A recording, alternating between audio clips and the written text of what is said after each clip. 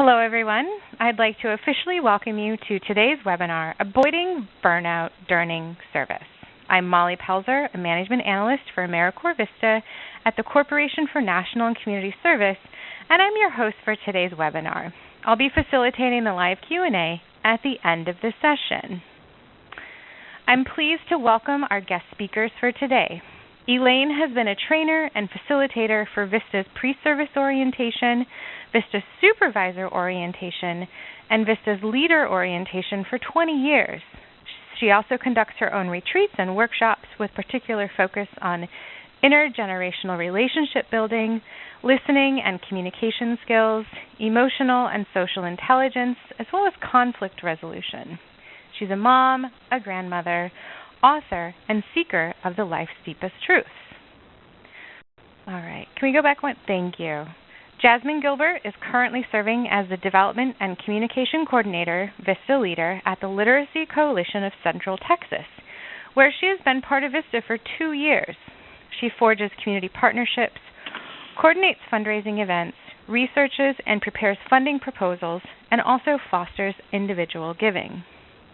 Before I turn things over to Elaine, I'd like to acknowledge that the VISTA program attracts individuals who are motivated, enthusiastic, hardworking, innovative, passionate, and I could go on, but you guys get the picture. And that means that many of you won't stop working until you are satisfied, and you also probably have a hard time saying no because you are deeply dedicated to your VISTA service and the community that you're serving or the agency you're partnering with. Many of you are serving at underdeveloped or even undeveloped organizations because that's what VISTA is really about. So it's normal for you to feel occasionally stressed and burned out because, as we all know, VISTA is not easy. However, we want you and we need you to take care of yourself and take advantage of the strategies and the anecdotes that Elaine and Jasmine will share with you during this session today. Vistas are notorious for making something out of nothing, and I really hope you keep all of this in perspective throughout your year of service. And I have to say, I am very excited to see that we have some people who are very early on in their service who are looking for some preemptive skills to avoid burnout. And we have some of you that are rounding out their first year and some of you even rounding out their second year. So hopefully you can take some of these tips and tricks and apply them in your future positions. So now I'm very glad to turn the session over to the talented, thoughtful, and wise Elaine. Elaine, welcome, and thank you so much for joining us. Thank you, Molly.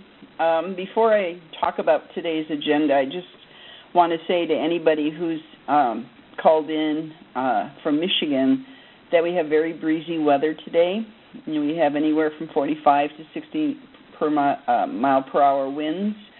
So I just want you all to know if there's any disconnect, we do have a backup plan, and I don't expect that to happen, but I just wanted to put that out front so that you know that we will complete this webinar.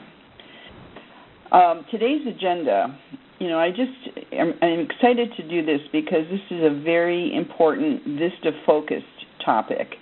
It has relevance because it will impact your VISTA year and beyond in a very positive way.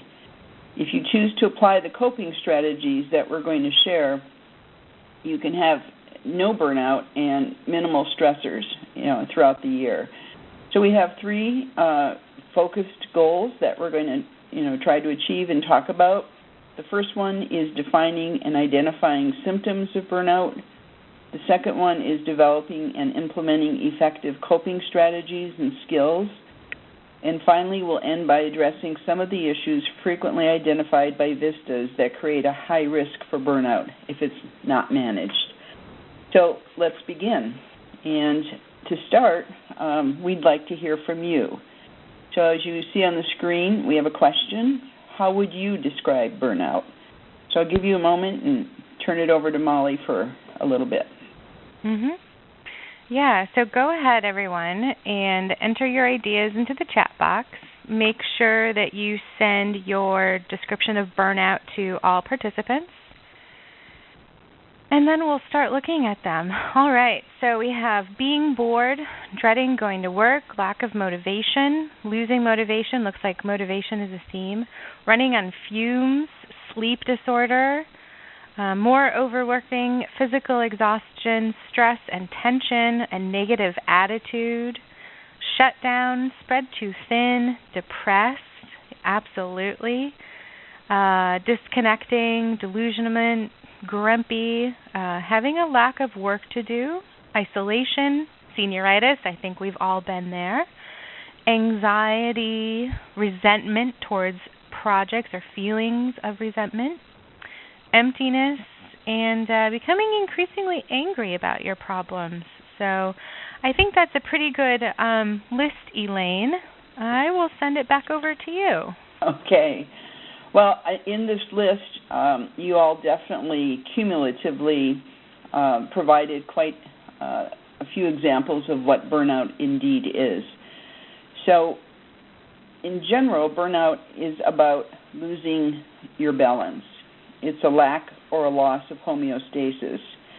And what happens is chronic events, and I want to emphasize the word chronic, events in which the environment has high demands, your own internal personal demands are high, or both, the environment and internal demands exceed the adaptive resources you have as an individual. So the things I want you to remember about this definition, because they're reflected in the chat box. It's chronic events, so it's ongoing and over time, and the demands exceed what you have in the way of internal and external resources. So some symptoms of burnout, you're going to notice that I'm going to be repeating some of the things you've already mentioned, but over a period of time, burnout leads to physical, emotional, and mental exhaustion that is not relieved by rest, sleep, or even a vacation or time off. And somebody mentioned insomnia in the list, and that frequently happens. And other people will often sleep too much but get up very tired. Often we are overcome by apathy or a malaise that makes us feel like nothing we are doing is meaningful or is making a difference. Persistent negativity and cynicism can actually lead to experiencing physical complaints because our body really is a reflection of what's going on at the emotional, social, mental, and spiritual level. And sometimes we get symptoms like headaches, indigestion, or backache. Unchecked, burnout can cause us to emotionally pull away from others that we work with or that we live with, and we find ourselves easily being irritated by them. This can lead to a loss of relationships as well as a loss in productivity and cause your work performance to suffer. In general, we feel disengaged and unmotivated, which we saw on your list, with a deep sense of disillusionment. Internally, we are not content with others, but we're also not content with ourselves. So if we go to the next slide, it's really important for us to distinguish between stress and burnout. Although the two share some characteristics, there are distinct differences between stress and burnout. Stress is often relatively short-term, and it is often caused by a feeling that work is just kind of out of control. You might experience it for several days in a row, especially if you have a large project you're working on or under a tight deadline. When stress affects you over the long term, that's when you become at risk for burnout. So stress is more situational, it's more short-term, and you feel tired, but you're not necessarily feeling uninspired. Burnout, on the other hand, often takes place over a longer period of time. It usually strikes people who are highly committed, and this is really important to remember because you care so much that you tend to blow past your boundaries and your needs, and that is a high contributor to burnout. You can only burn out, though, if you are invested in the first place. So vistas are at risk because you really come to your positions with, wanting to achieve lofty goals. And these goals are related to eliminating poverty, which in itself is a lofty mission. But the core difference between stress and burnout are two things: being exhausted versus being tired. With stress, we're tired. In burnout, we're exhausted. And in stress, we continue to feel inspired, but with burnout, we tend to feel disillusioned. And all of our emotional reactions kind of tuck in between those two things. So if we take a look at what we've reviewed so far, which is a definition for burnout, we've looked at some symptoms of burnout, and we've distinguished the difference between stress and burnout. Let's take a look at some causes of burnout, noting what a high risk you are for burnout, particularly if your commitment is deep and your stresses are chronic. One of the most primary causes of burnout that is not always talked about is actually frail personal boundaries. So this is the degree that you basically create a boundary that says, yes, I can do this, but no, I can't do that. No, I don't prefer that, I participate in that at this time because it's conflicting with too many other things. Those are examples of how we would hold our boundary. So you really need to be aware of how strong or fragile your boundaries are. They protect us, and they keep other people from imposing themselves on us. When our boundaries are weak, we become more fearful about hurting other people's feelings, being rejected by others, criticized, or even being seen as incompetent.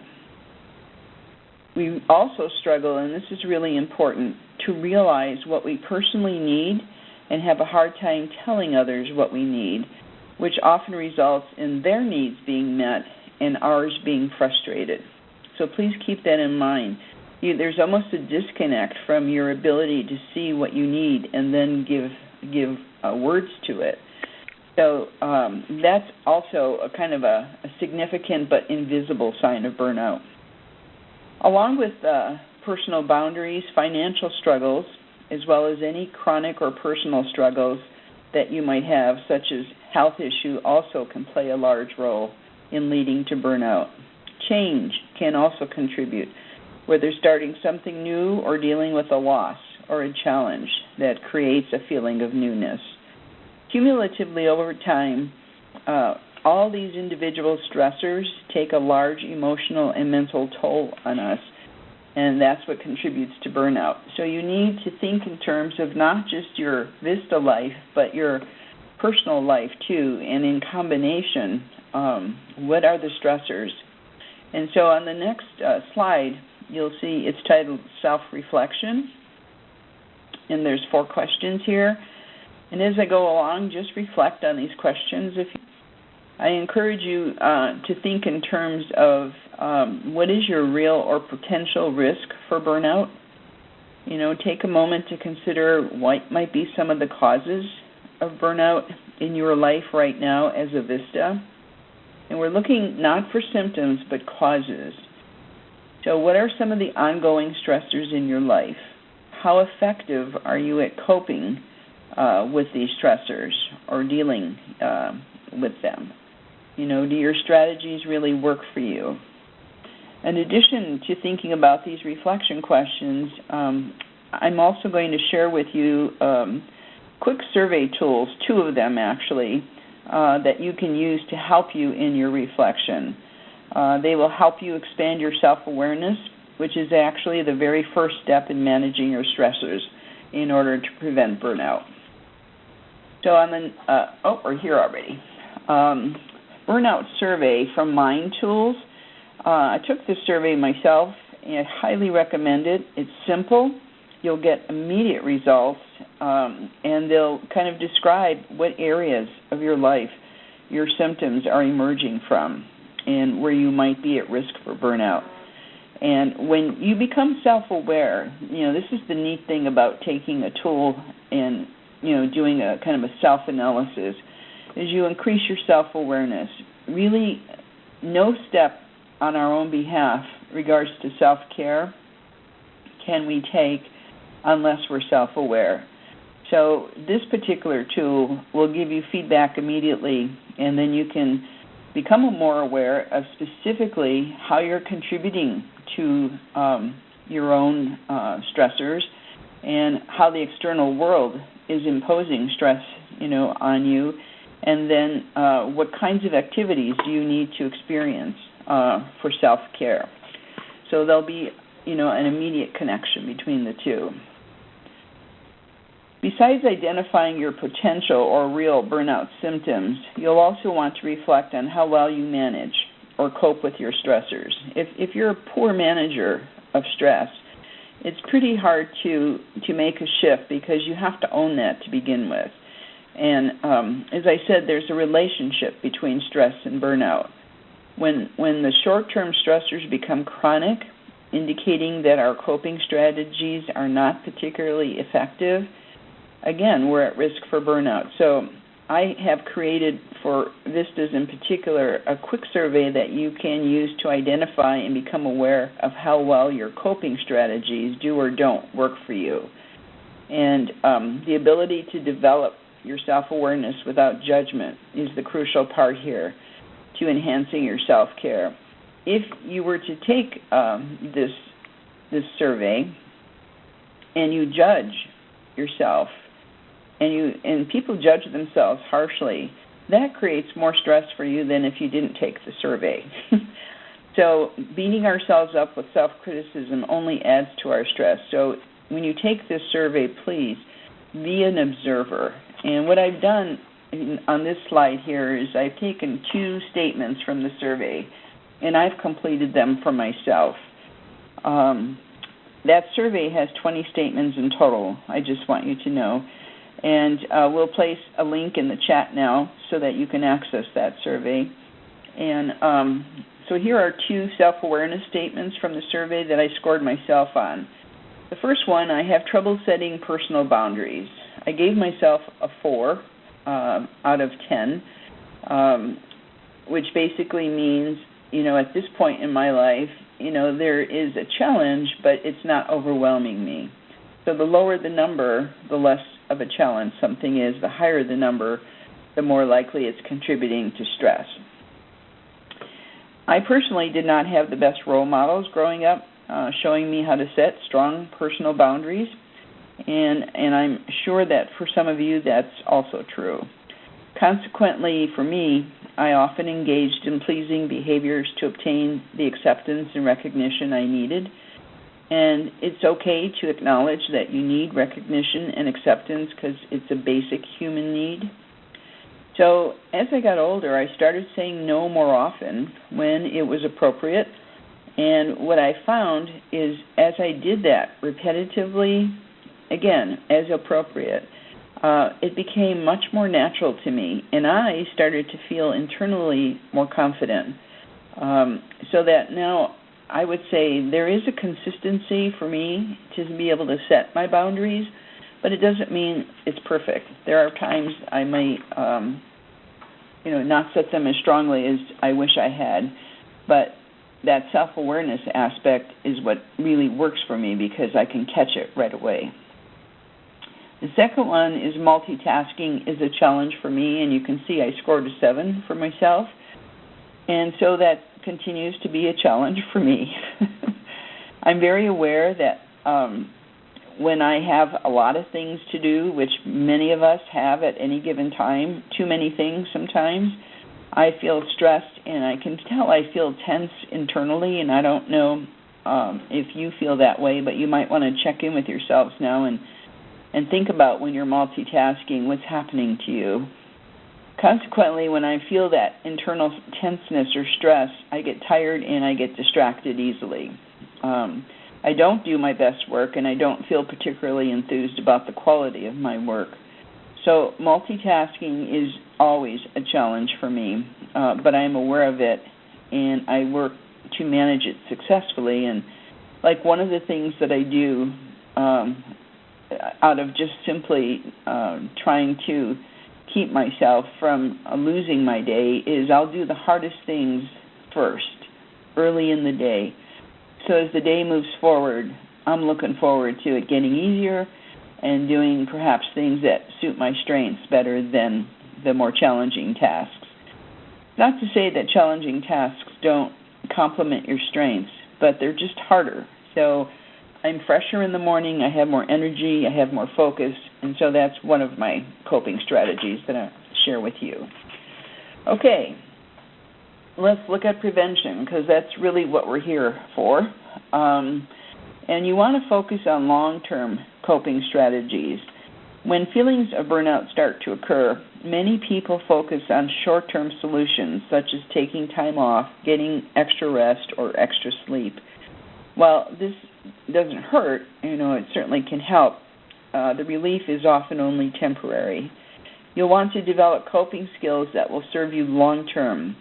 And keep in mind that there are no magical, immediate prevent burnout strategies. It's really about increasing your self-awareness, knowing what's going on inside of you, knowing what's going on outside of you, and being clear without judgment of how it's impacting you, and then employing some strategies and taking time to really do self-care and build that internal capacity in yourself. So you've heard me, really focus on self-awareness, and so we're going to, get into it a little more deeply. Increase your emotional intelligence. If any of you have had me as a facilitator, you know that my favorite book is Emotional Intelligence 2.0 by Travis Bradberry and Jean Graves. It's up on the screen here. But part of becoming self-aware is understanding your emotions and how to relate to other people. We can't relate and understand their emotions until we're capable of understanding our own. And in this little book, they show you how to identify and manage emotions in a positive way. And so to acquaint yourself with practices from emotional intelligence to improve both your communication and your skills with empathy, which works beautifully in a VISTA role, I really encourage you to take a look at this $12.95 book. And if that is too expensive, you can go online. There's tons written about emotional intelligence, but these two authors are kind of the gurus of emotional intelligence. The second thing you can do to increase your self-awareness is reframe the situation. I personally have found that even the worst situation has a benefit, and you need to always realize the benefit of an experience for you professionally and personally. I just finished coaching a leader recently over the phone, and he had a difficulty with a supervisor, and when we were finished talking, he said to me, I never realized this before, but I'm really resilient. It didn't make the situation better, but it made him feel better about himself to realize he was managing. And, there's not always a solution. Lots of it is about the process of managing in a way that we don't lose, but that we are always taking care of ourselves. So when he said he was resilient, that meant a lot to him. So, in terms of reframing, it's an overused expression, but I always say try to make lemonade out of lemons. And however you want to express it, just get something positive that you can grow with from the situation. Work with purpose.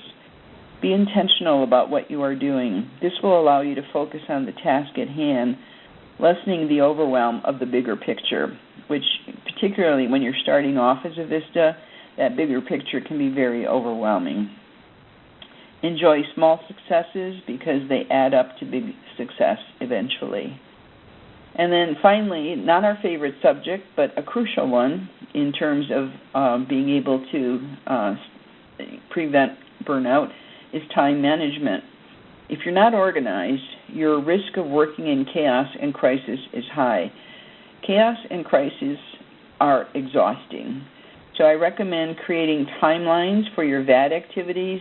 VADs don't always come with timelines, but if you do that, you'll start to prioritize your responsibilities and work, and it will start to flow more naturally because you'll know in what order you need to make things happen.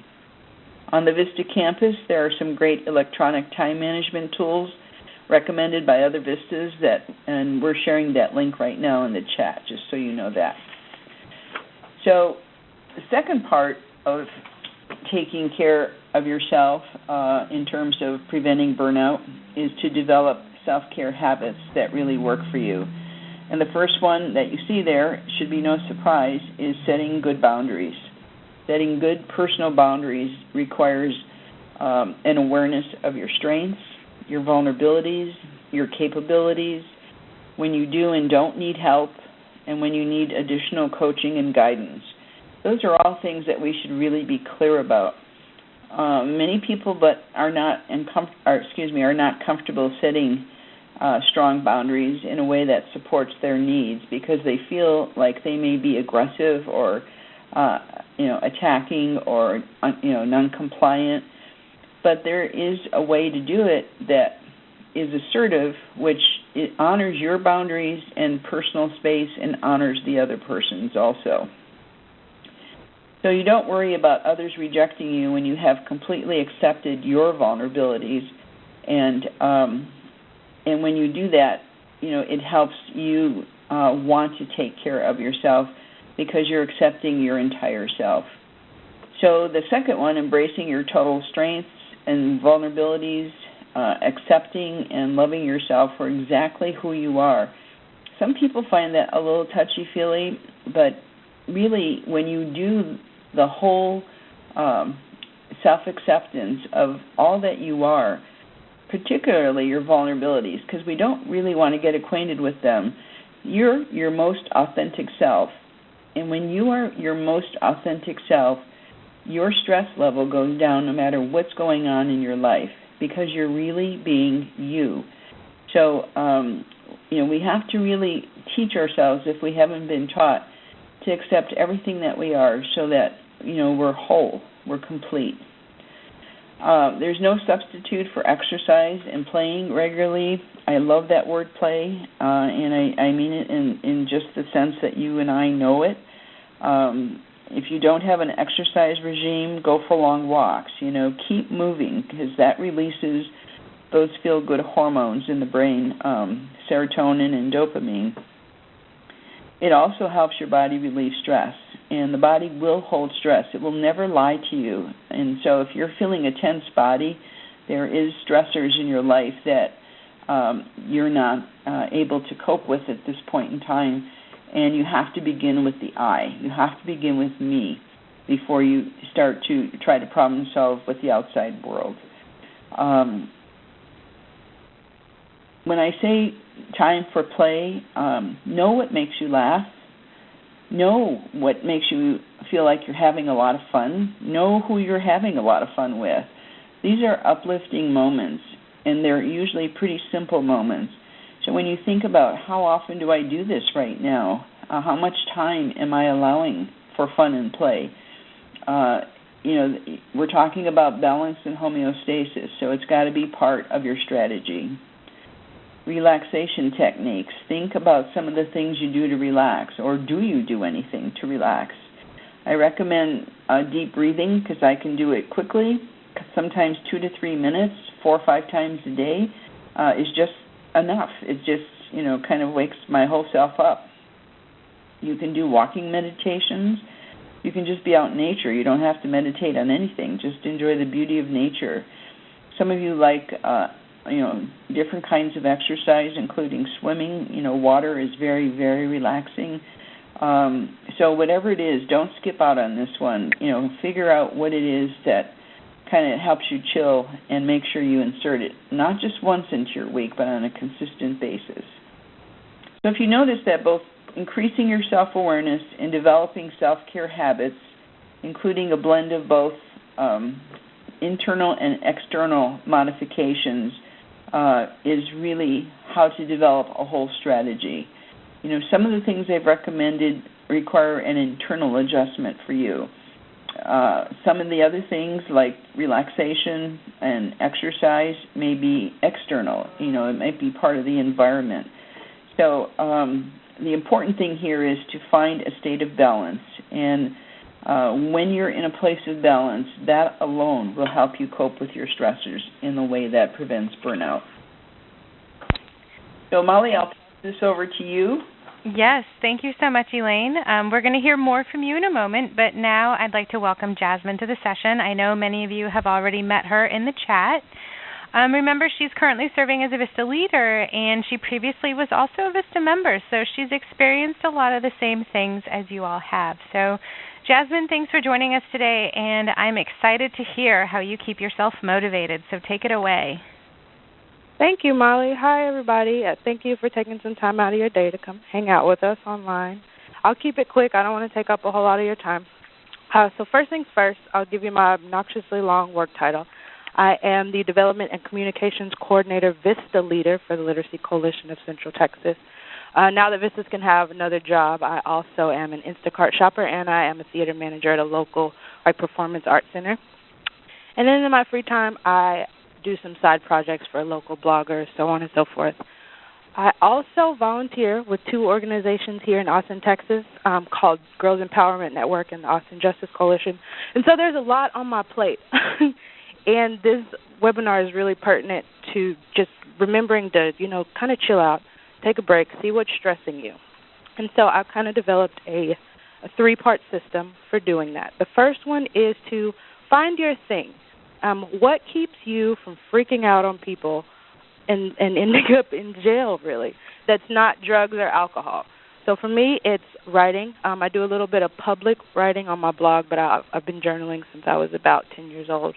And alone time is really important. I can be super social, which I'm also like a dual personality, so I can be either really social or really antisocial. And so finding alone time a little bit each day is important in keeping me functioning.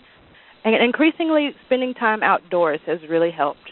I was worked up a couple weeks ago. I don't even remember what it was about, but I just took my dog outside and we walked for about 20 minutes, and when it was over, I felt much better. I felt much more equipped to prepare for the next day and come back and do everything I needed to do. And so in the chat bar, please share some of your favorite strategies, like what's your thing? How do you cope with stress? And we'll get back to those in just a minute. And the second thing is know your tribe. I have developed a habit of moving away from everybody that I know and love, which is not a bad thing because that means I have friends spread out all over the country. But it's really important to stay connected with the people who you deem your tribe. I have 4 little sisters, 3 parents because my parents are divorced and I have a stepmom.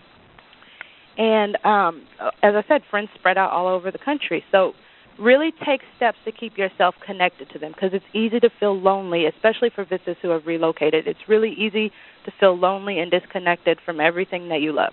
So set up Skype dates or Google Plus or whatever your thing is. Phone calls, if you're into it, write letters, send each other Facebook messages, so on and so forth. You have to take steps to stay connected because it's really hard to make friends as an adult. So just keep close to the friends that you already have. And the final thing, let me backtrack. Make sure you share those strategies over on the side too, or who is your tribe, who are your people. And the final thing is do what you have to do to finish. There's a lot of pressure on you because so many resources have gone into getting you in the position that you are now as a VISTA, and that can be really stressful. So do what you need to do to finish your term. If you need to take a sick day, take a sick day because we don't want you to freak out and stab somebody. Do what you need to do to take care of yourself because there's a lot depending on you.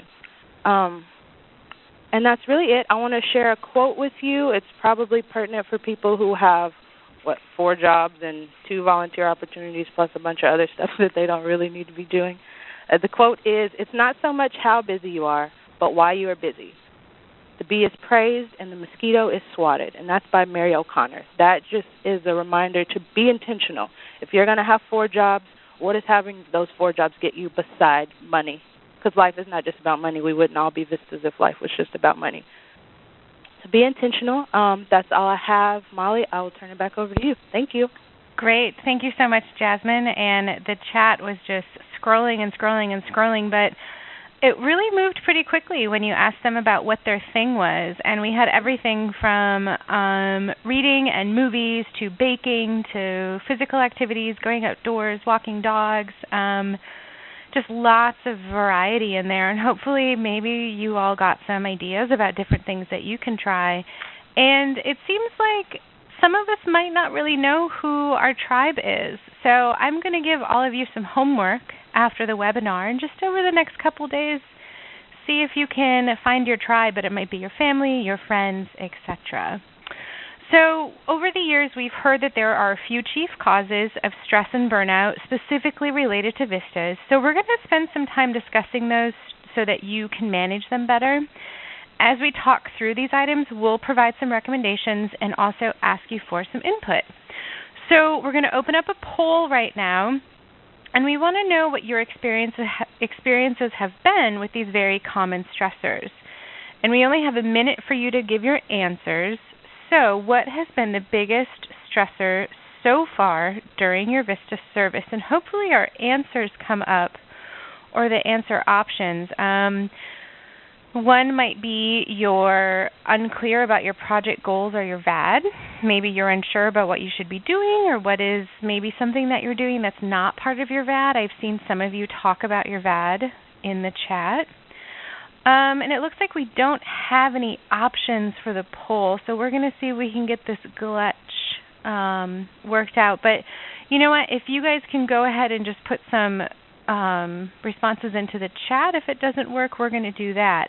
So the first one, we had your VAD, unclear project goals, maybe lack of supervisor support, maybe your supervisor is too busy or absent, maybe managing your budget and finances, and maybe there's some other stuff. So if we didn't mention your stressor, go ahead and pick a new one. And for you lucky ones out there, maybe everything is okay. Maybe you don't really have any stressors.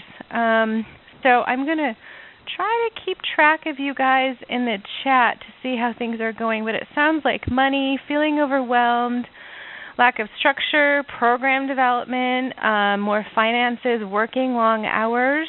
Sounds like multitasking, going to school. Let's see. So, and I know earlier there was some chatting about VADs and maybe some changes that were happening. No previous VISTA and constantly changing goals. So it looks like we have quite a few things that we've hit on most of these. So I'm going to turn it back over to Elaine so she can discuss some of these in more detail with us. So Elaine? Okay, thank you, Molly. We're going to discuss three of them, and as I've been watching you indicate some things, it looks like we've compiled three major ones, at least for those of you who represented yourself on the screen. The first one we're going to look at are unclear project goals or an unclear VAD. And basically, your success is dependent on your being clear about your project goals and your sponsoring organization's expectations of you. So I'm going to give you a couple of ideas of what may be helpful to you, and some of it we're going to reach back a little bit to the PSO. You know, one of the first things you can do to help clarify your project goals and your VAD goals, objectives, and activities is to ask your supervisor for a copy of the project application and project plan. You know, I always say at PSO, these are not secret documents, and you all, if you read them, you're going to get some context and some understanding of how your VAD was born, actually, you know, how it, emerged as part of what you're going to do. So, that's the first thing. If your supervisor doesn't, know about the application or doesn't know about the project plan, you can always ask the person who has oversight for the whole program, and certainly the state office. You also want to reference back to your VISTA roadmap notes from PSO. Remember that part where I think it was the first part of the roadmap, where it said what to ask your supervisor. In the curriculum, we spend a lot of time tossing out questions for you. And so if you haven't brought those questions out, even if you're, along a few months, dig back for them, because it offers you a great foundation for good communication with your supervisor. And remember, when you're asking good questions, you're also communicating your interest. You're also setting an expectation that you need answers. And it opens a conversation. So don't forget about that part in the roadmap. always use your VAD as the focal point for all your supervisory meetings. A productive supervisory meeting really doesn't have to take a long time. If you focus it on your VAD, it can be productive in 20, 25 minutes. And what you do in this meeting is you update your VAD, you clarify it, you provide feedback on accomplishments that you've been able to attain, or challenges that you may be experiencing. You can discuss goal achievement, you can talk about timelines, and you can also talk about any frustrations you're experiencing, all with the VAD as the focus. This will make sure your priorities are attended to. Remember, this VAD is an ongoing dynamic document, which is your roadmap to success, and it's going to help you stay in the realm of capacity building and community empowerment. The more you use it, the more you follow it. So that's one of the strongest suggestions I always make, is to keep that VAD front and center and never walk into a supervisory meeting or a Skype session without that VAD beside you. And what happens is your supervisor begins to realize that you're wanting that to be the focus. Evaluate how much of the work that you're doing is not related to your VAD. Identify if you have accepted other non-VAD assignments or been given them. Sometimes in our enthusiasm, we take on other duties which subtract from our time to carry out our VAD assignments. If any of you are doing non-VAD activities that interfere with your ability to carry out your VAD duties, bring this to your supervisor and together do some problem solving and make, as Jasmine said, some intentional choices. If talking to your supervisor does not relieve the stress, then you may want to seek the guidance of the person who has oversight for your project and or the state office. So for those of you who have experienced unclear project goals or unclear VADs, do you have any ideas that you can put into the chat that the rest of us can benefit from? Molly, you want to know? We're going to take 2 seconds and see if anyone comes together really quickly. It looks like Jessica actually sat down with the supervisor, updated her VAD. And don't forget, you can always communicate with your VISTA leader. That's good. And there might be some more coming in, but I know you have a couple more really important slides, Elaine, so I think we're ready to go on to the next one. Okay. The next one is about a lack of supervisor support, which I noticed some of you answered up there. I'm going to start with VISTAs who serve at a distance or whose supervisor is not available on a consistent basis. Often, I know that you feel frustrated because you feel like you have little or no direction. So let's get specific about possible causes of having little or no support and some recommendations for managing this particular challenge. Let's say the supervisor does not meet with you on a regular basis. It's critical that you establish fixed meeting times with your supervisor during your on-site orientation training. And those of you who are beyond your on-site training, it's never too late to say, I really think I could benefit from some consistent meetings. Many supervisors only have 10 to 20% of their time assigned to the VISTA project. They don't have 100% of their time. So it's really important to be effective and efficient in interacting with them. If your supervisor cannot make the meetings, discuss other ways that you can get guidance. Perhaps, he or she can talk over the phone with you, if they're somebody who's out in the community a lot. Maybe they have an assistant who can become available to you. The important thing is to understand what prevents your supervisor from meeting with you and then create options from that understanding. Some reasons why supervisors might not be available include they're off-site much of the time. Their other duties may take them out of the office. If this is the case, then meet out in the community. There's nothing that says you can't have a cup of coffee in a cafe and meet with your supervisor there. it's important that you problem solve the issue so that you're not feeling neglected, and which in itself creates more stress. So be proactive on your own behalf and make sure that you let your supervisor know this is an expectation that you have to meet in some way on a consistent basis. Long-distance service assignments, if you're part of a national organization, you may find yourself a distance from your VISTA supervisor or your leader. Vistas in rural areas often feel isolated, so be clear about what you need. This is a case of where self-awareness, what do you need, and can you express it?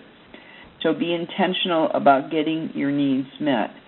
And sometimes you may have to repeat it a few times because, again, 10 to 20% of my time in service to Vistas is not a lot of my time. So make sure that you include things in writing, make sure that an email, a phone call, but get the message across to your supervisor about what you need.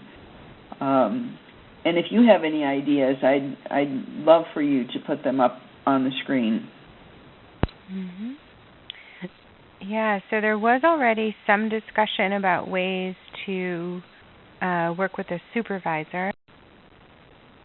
And some people are actually recommending that they connect with other Vistas because they're pretty isolated. And some of the earlier recommendations, I'm going to see if I can scroll back, but let's see if we have any new ones coming in. And unfortunately, it sounds like they might not have been able to meet very frequently. So I would go ahead and try to find a good way to communicate with your supervisor and follow some of Elaine's strategies. So, Elaine, I will turn it back over to you.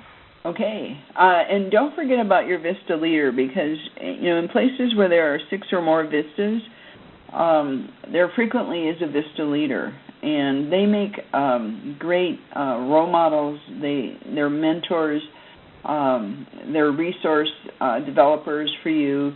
So if you have a VISTA leader, that is definitely an option that I would strongly recommend. Let's move on to managing your budget. The stipend is one of the most challenging stressors Vistas face, and I've heard this over and over again, and I think it's been researched also. So let's take a look at some recommendations for coping with financial limitation. Create a budget and stick to it. Not everybody is used to that, but when you're a Vista, you really do need a budget. It's not easy because your room or your apartment, your rent is going to take a chunk out of a very small allowance already, unless you're living at home. On the Vista campus, there are a lot of resources related to creating a budget, so there'll be some shared in the chat now, just so you are aware of that. Inform your supervisor, your sponsoring organization, of any special financial challenges you may be facing. He or she may know of resources to assist you with coping, with these challenges. They'll know the community resources pretty well, especially if you're a national recruit where you've moved to a new city or rural area. Some organizations do provide resources to Vistas to help them live on their stipend. Some of the kinds of support that I've heard of over time is providing a transportation allowance, identifying supermarkets with lower food costs. In some instances, organizations have paid partial or all the rent or provided a place to stay. And I do want to be clear, they never will give you money, but they will either, give you if it's rent, they'll pay your landlord directly so that there's not an exchange of money. If it's transportation allowance, it might be a gas card or something. So there's not an exchange of money between you and your organization or supervisor.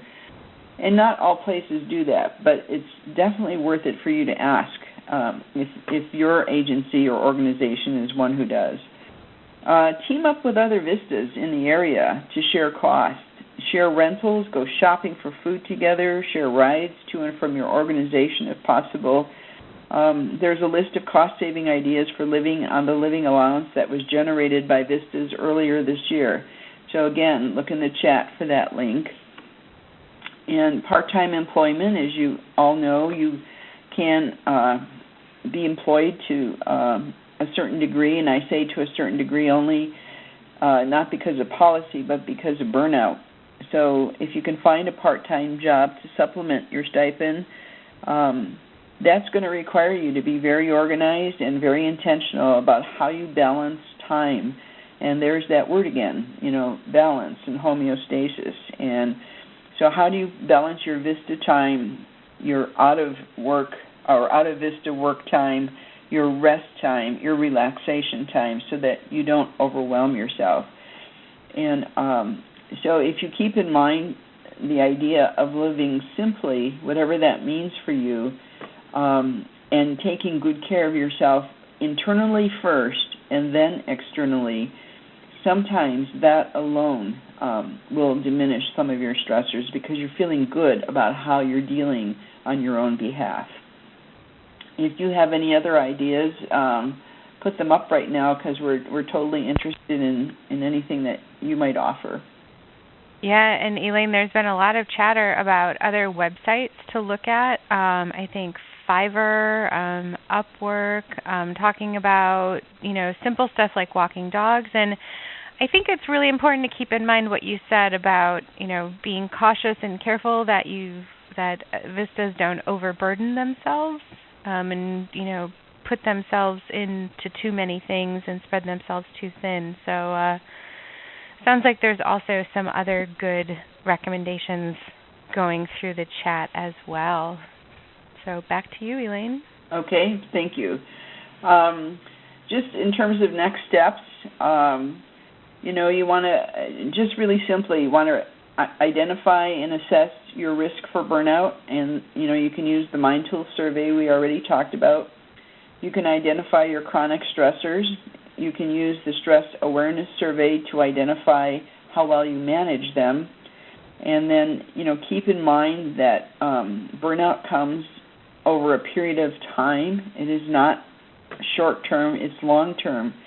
And you really, really want to work hard to prevent that because it takes a lot to get out of burnout.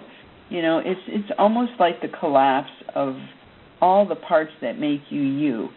And so anything that you can do to prevent that from happening is worth it. It can take several years to come out of, a deep burnout. So just keep that in mind, that, kind of front-loading your balance routine, taking all the things that you suggested. You had a beautiful list of things to chill and relax and rest. But make that a consistent part of your week, not just a once-in-a-while part of your month, So we have some resources for you. One side is about increasing your self-awareness. The other is about increasing your self-care. I'm not going to mention the surveys anymore because I've done that. I can't recommend emotional intelligence too much. I can't recommend that you be cautious with time management, that you be thoughtful about that. Because when you operate in chaos or crises mode as opposed to responsive mode, that is so depleting each and every day. You get up and you don't even want to go to work because you just don't know where you're going to start or where you're going to finish. And then there's one other one, the Vista Leader Stress Guide. I had an Action Learning team a few years ago who put a whole stress guide together, and you can find it on the Vista Leader campus. And even though it was written for Vista leaders, it has total applicability for Vistas. And they have a whole lot more surveys around increasing your self-awareness and a whole bunch of suggestions. So I absolutely recommend that you go to that. And then finally, there's a book, Relaxation and Stress Reduction Workbook by Martha Davis. It's very interactive. It's kind of fun. It's received excellent reviews. You can get it on Amazon. And, I think this is a great way to help you not just name your stressors, but to cope with your stressors. And best of all, it's inexpensive. So I want to thank all of you for participating. I want to thank everyone for this opportunity. This is a really important topic, and there's just no other way to say you really need to take good care of yourself to have a good VISTA year. So thank you very much, and I'll give this back to Molly. Yeah, thank you so much, Elaine and Jasmine. And, I have to say, everyone, this webinar has been a little bit different. The dynamic has been different than other ones. All of the participants, you've really shared a lot. Usually we have a lot of questions coming in and some chat, but the majority of this webinar has been about chatting. So I think some of you might have the opportunity to find your tribe and to take advantage of some of the connections that you might have made during this session. So before we get into the Q&A component, because you really need to take advantage of Elaine and Jasmine today while we have them for the next 20 minutes or so, we want to know what you thought. So hopefully, there's our evaluation. On the right side of your screen, you're going to see a poll where you can submit answers. And we want your feedback about the webinar. So please take a moment to answer the questions. We do review your comments, and they are distributed across the team. So we do want to improve these webinars. So we have given you a lot to think about, and now it's time for your questions. And there's a couple ways you can ask questions. First, you can ask questions using the Q&A function. Make sure that you put the question into the Q&A chat bubble, the Q&A bubble, not the chat bubble. And then we will just work through those questions. And then I'm going to ask Amy, the operator, to come back on and remind us how to ask questions for our friends who've joined us via the phone today. Amy? As a reminder, if you'd like to ask a question, please press *1. And please record your name clearly when prompted. One moment, please, for your first question. Okay.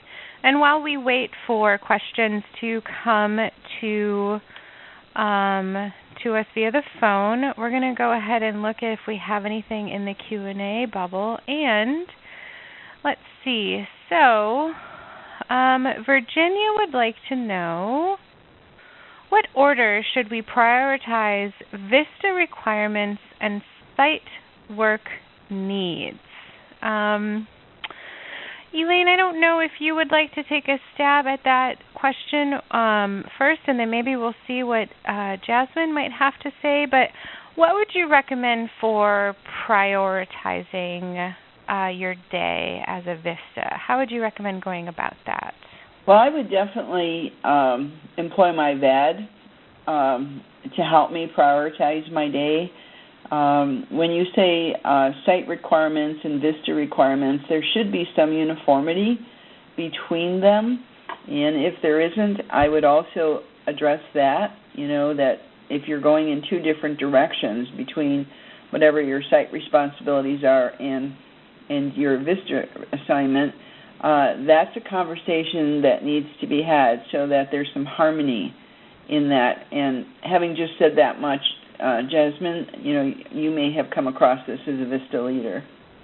Yeah, that hasn't been my personal experience. I got really, really fortunate, and I had a supervisor who had previously been our VISTA program manager, and so she realized the importance of having those things in sync. What I can encourage you to do is to just really speak to your supervisor and have those things line up. Because, yes, you have these state office requirements, but you don't see the state office every day. You see your supervisor or the people that you're working with every day. So they're going to be pestering you about these things that you need to get done for the site. And if it continues to be, is it unsynchronous, synchronous, not in sync, if it continues to be that way, then you'll have to talk to somebody.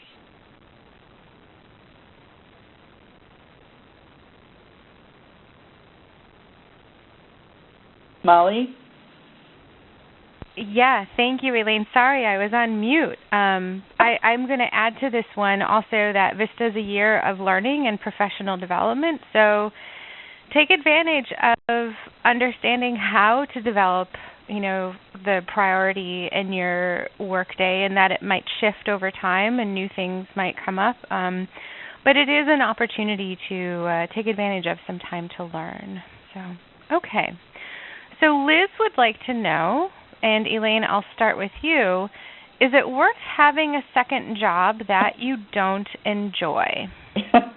I saw that question. Thank you, Liz. That's a really good question. And, when I have a dilemma like this one where you don't prefer the job but you want the money, I ask myself 3 questions. What do I need? In this case, I'm guessing you need extra money, but I could be wrong. Maybe there's something more you want from it, but let me just go with extra money. What's it going to cost me, to have this job? So that's the second question. What do I need? What's it going to cost me? Is it going to, cause me to get further down Burnout Road? Is it going to cost me a certain degree of fun and happiness? Is it going to prevent me from having the cost of not being able to pay my bills? So you weigh, the cost versus the benefits. But the cost to you as a person is the thing you have to weigh. And then the third question you ask yourself is, am I willing to pay the price? So if you really need the money, and that is the only way you can get through, then even though you're not interested or enjoying that job in particular, the benefit of getting the money is the thing you might remind yourself on a pretty consistent basis. So you reframe the situation, this isn't much fun, but I'm really happy when I can pay my bills or have some extra money. So I hope that helps.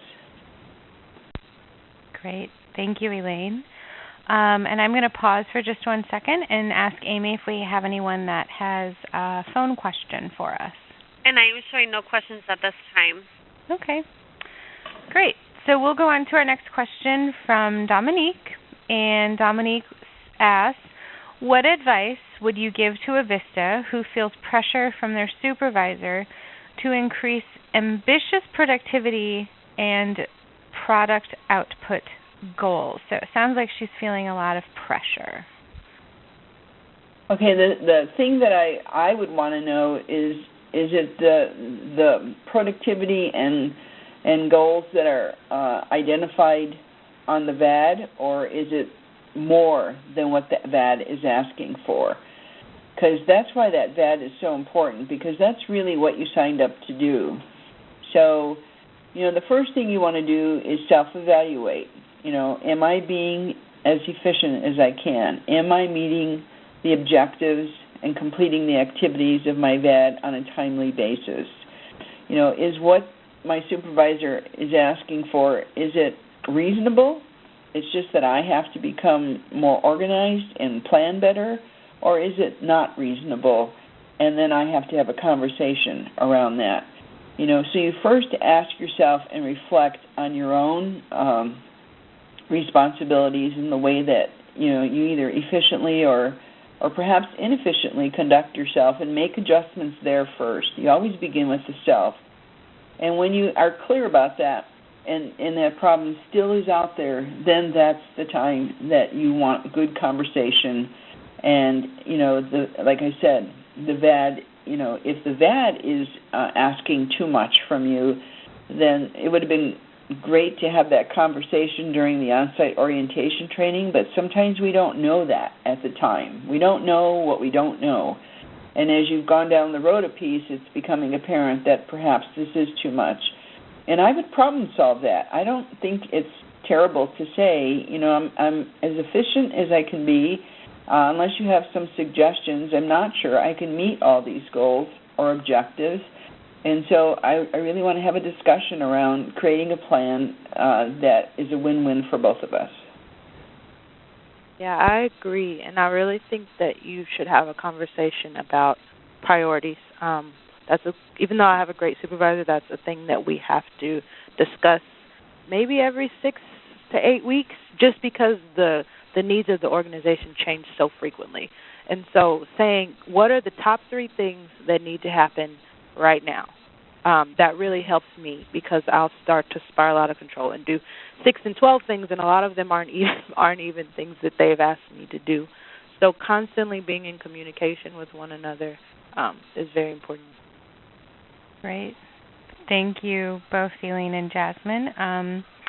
And Rhea has a question about working from home. And Rhea says, I want to work from home, and I think my supervisor would be okay with it sometimes. Do you think this would increase or decrease burnout?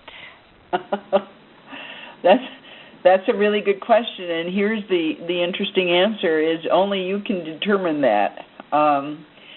If you don't have all the resources you need to work from home, then and you're spending extra time trying to either obtain them or engage with them, either at the sponsoring organization or out in the community, then that's kind of a hint that working from home may not be in your best interest. When you can work from home and everything you need is at home, that particular area of your assignment will probably cause you to feel pretty good about, the environment of, it's your home. You pretty much can operate the way you need to. You have the roadmap of your VAD. You know very specifically why it works for you to do this at home, and then also why something else would not work for you to do this at home. So you have to just sort of be thoughtful about it. Working from home carte blanche is probably not the best way to do it because some things will lend itself, other things won't. So you'll have to figure out, which is which for you. Mm-hmm. Yep, thank you, Elaine. And let's see, we've got another question, and this is an interesting one. So Heather says, how do you deal with supervisors who themselves are stressed or burned out, and it causes an impact on your work? Wow, that's an excellent question. Particularly, I come from the place that we each have to take care of ourselves. So if I'm the supervisor and I'm overwhelmed, of course that's a very contagious energy. It's a very contagious emotion. And so, again, this will require the VISTA to have really good boundaries. And you may do some observational comments, like it seems to me like you're very overwhelmed with your job. So how can I get the information I need from you or the support I need from you, but not in a way that is overwhelming, that is more overwhelmed to you? So you engage the person by saying, I'm observing X, Y, and Z is happening for you. I still need you.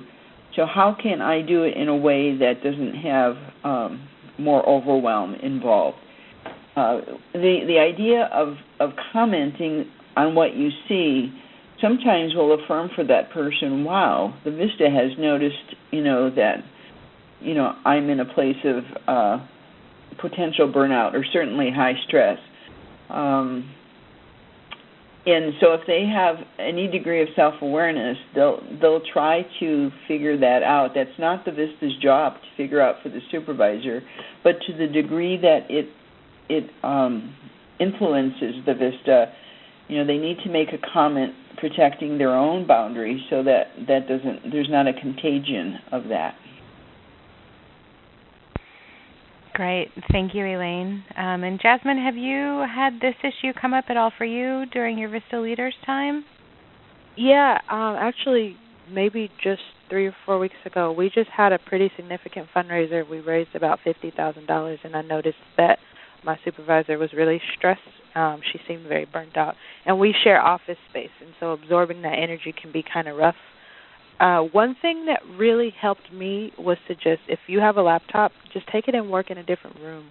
And then when you feel comfortable, speak to that person. Say, hey, I noticed that this is going on. Is there something that I can do to help you? Do you need to chat? Do you want me to just step out of the room? Whatever you can do to keep that relationship calm and cool, you can allow that to affect you, and it doesn't work out well for either of you in the end.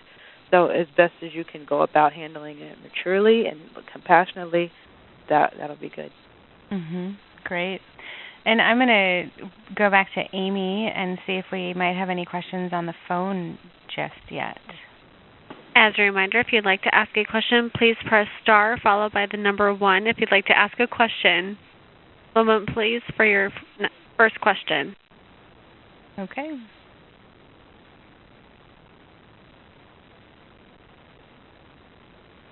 All right. Well, we've got some other questions coming in online, so we're going to go back to there. Let's see. There we go. So here's a question that says, Tia asks, do you have a suggestion on how to respond to a site supervisor that states, we don't need you here if you don't serve for 2 years? And before I turn this question over to our experts, I'm going to say VISTA is a 1-year project. We all sign up for 1 year to do our VISTA service. So just nicely remind your supervisor about that. And then if it works out and you want to do another year of service, that's something that might be an opportunity. But it sounds like there might need to be a little learning or something happening with that site supervisor. So Elaine, do you have any recommendations on how to handle that discussion or how to reply to someone that says we want you here for much longer than what you signed up for? I think your answer was spot on, Molly. The only thing is that you, the VISTA, you want to be able to engage that conversation, and so something very inviting that starts off with, help me understand what you believe is the time commitment for a VISTA in a given year. Help me understand, because they might be mixing up the idea that the project is, 3 years in total on the average. There could be less or more time in exceptions, but it doesn't necessarily mean that a particular person serving in the VISTA role will be there for all those 3 years. So it may be a question of distinguishing those two areas and clarifying them. But I find, help me understand what you believe or understand yourself about what the policy is around this is a good invitational question that doesn't cast any judgments. Great. Thank you so much. Let's see. So Carolina says, I'm in my 2nd year, but I feel like it has started much slower in the sense of progress because of holdups from my supervisor. Is that something I could bring up, or should I just be patient until things are set up? And I think she might also be feeling a little underappreciated as well. Well, I've just started talking. Jasmine, do you have anything you want to say on this one? I don't want to just jump in without acknowledging you.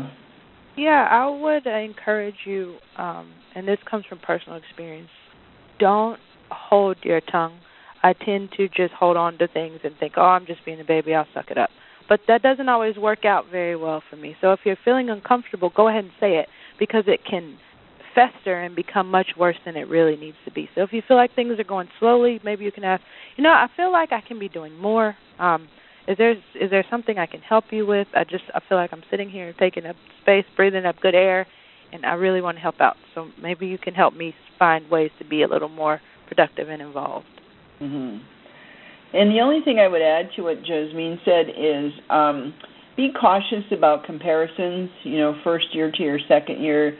Even if it's the same people or the same organization, the objectives may be different. Some of the people or the players involved in that part of the project may be different. It may be deeper into the project so that there's more challenges. There's too many variables between years to compare. So I always say, just stay in the moment and speak up for yourself, as Jasmine said, but don't make the comparison, because that's in the past, and you don't want to drag that into the present. Mm-hmm. Great, and I'm going to circle back to Amy again and see if anyone buzzed in on the phone. I still am throwing no further questions. Okay, great.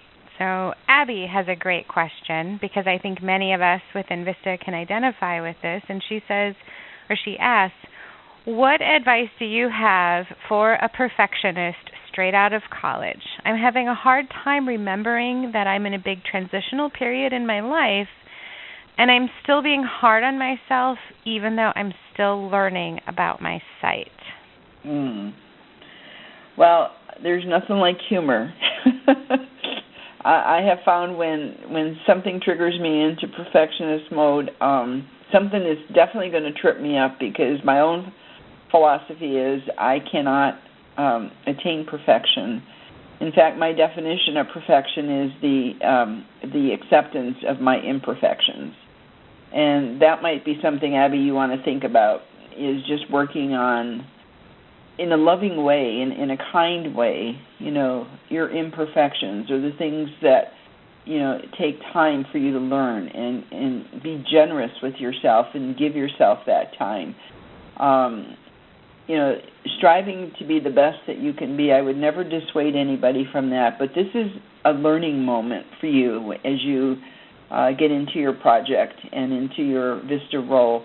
So take time to learn before you set those expectations so high. All right. Thank you, Elaine. And I'm just going to look for some other questions here. There was one that I saw, Molly, about what is your definition of direct service. Did you see that one? I did see that one. And there's been a little bit of communication about that, but it sounds, because there was a little follow-up, and I would love to have you respond to that, but it sounds like this VISTA feels as though she is being asked to do things outside of her VAD, and that her supervisor is viewing her as a receptionist or an administrative support personnel. So how would you recommend that discussion go? I suggested that she reach out to her state office for some support. But what else would you recommend? Yeah, Jasmine, has that ever happened to you? Let me just have some No, not to me directly, but I did get to chime in the Q&A. I've had some other VISTAs dealing with this issue. The best thing I can say, if you aren't able to get through to that person, speaking to them directly and expressing your concerns, then the next step is the state office. So, for me, the definition of direct service is anything that creates dependency, okay?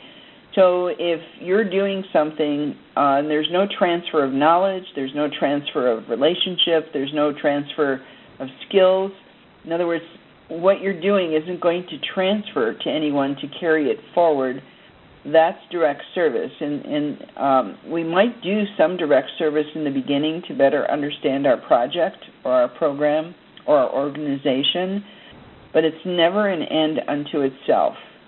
So, for instance, if an organization didn't have funds for a receptionist to take phone calls and welcome people, and everybody in the organization rotated, and I don't mean everybody, but a good number of people rotated that role for a few hours, and they asked you to do that too, that would be fine to be part of that rotation, but you would never become the receptionist. And if you did, at the end of your year, there'd be an empty chair, because there's no capacity building, there's no empowerment of any kind. So direct service to me is something that creates a dependency on the VISTA, and when that VISTA leaves, there is no way to carry it forward or keep it sustainable. So that's my working definition, and it helps create some good boundaries too. Thank you, Elaine. And let's see. So Marlou asks, what do you recommend for a VISTA that is not feeling appreciated? I'm wondering if that VISTA is able to ask for what he or she needs. Sometimes, and I don't want to make excuses for the organization or the supervisors, but they're in a state of overwhelm and not really in a place where they're extending recognition affirmation of a job well done. And I always like to say it's great to get that from somebody else, particularly a supervisor. But the first person to give that to yourself, to receive, let me start again. The first person involved in giving appreciation is oneself. So I like to often say, I think I did a pretty good job with that one. Or, if I had a chance to do this again, I'd be excited because I really learned a lot. So you need to figure out, first of all, from yourself, what you appreciate about the job that you're doing and the different parts of the things that you're achieving and or learning. When you start to give that to yourself, your need to hear it from the outside world will diminish. It will never go away, and it shouldn't go away. But appreciation in terms of what you are offering and why you're offering it and how effective you're being, let it come up from within yourself.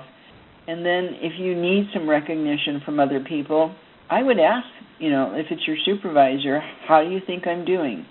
I'm thinking things are going pretty well. I would like your feedback. I need some recognition. Can you tell me what you see, is happening for the overall project and the impact on the organization and or the community?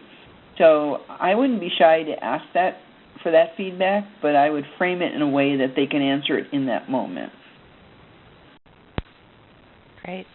And we are nearing our wrap-up time, so I'm going to ask, I think there's one more question, and that I think is all of your questions are great, but this one is a bit of a new topic. So this one, Zanita asks, I struggle with boundaries.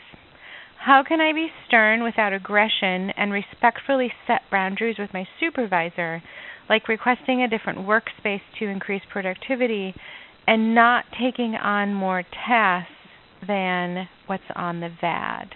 Mm-hmm. So I'm going to, Jasmine, you want to say anything about that before I do? Yeah, one thing, and I heard this conversation between actual organization employees, not Avista, but I think that the information is still useful. One thing you could do when you're being assigned tasks that aren't necessarily relevant to your VAD is to say, okay, it's fine, I understand you want me to do this, but you should know that that impacts me being able to do X, Y, Z, and it takes away from the time that I need to get that done. And for the first part of the question, if you need extra work or a different workspace, explaining how that impacts your productivity, which then impacts what you can do for the organization. So if you're in a workspace that's too loud, you're not going to get what you need to get done. And so explaining why you need to move and how that's relevant for the organization, even if you don't, this is going to sound bad, but even if you don't necessarily care about how it impacts them, you have to make it relevant for that person, or they won't care either. Mm. That's it. And to what Jasmine just said, I would just add that when I want to assert myself, I can do it and know that I'm not being aggressive and I'm not, blowing into anybody else's boundary. When my expectation is that I clearly state what I need, and it has nothing to do with how that other person is going to respond. And I know that sounds weird, but a person with strong boundaries first represents their need, and they don't represent it on the basis that somebody is going to meet their need or is going to ignore their need. So why should I say anything? You say it because you're taking a stand on your own behalf. You say it because you're honoring your own need. You say it because you need to hear yourself say it so that you can continue to have confidence that it's okay to have that need. Then you can look at, how the other person is responding. Perhaps they will meet your need or expectation. Perhaps they'll do it part way. Perhaps they won't at all. But it doesn't subtract from, the confidence of representing yourself, and that's really the most important need there is. Great. Well, we are nearing the half hour, and so I want to thank you all for attending today's webinar. And remember that these slides will be available on the Vista campus as well as any of the additional links that we shared. But our next webinar that we're coming up and sharing with you on November 18th is Building a Professional Network for Service and Career. So I hope that you can join us for future webinars. And thank you all so much for service, and go out and do something fun this afternoon. So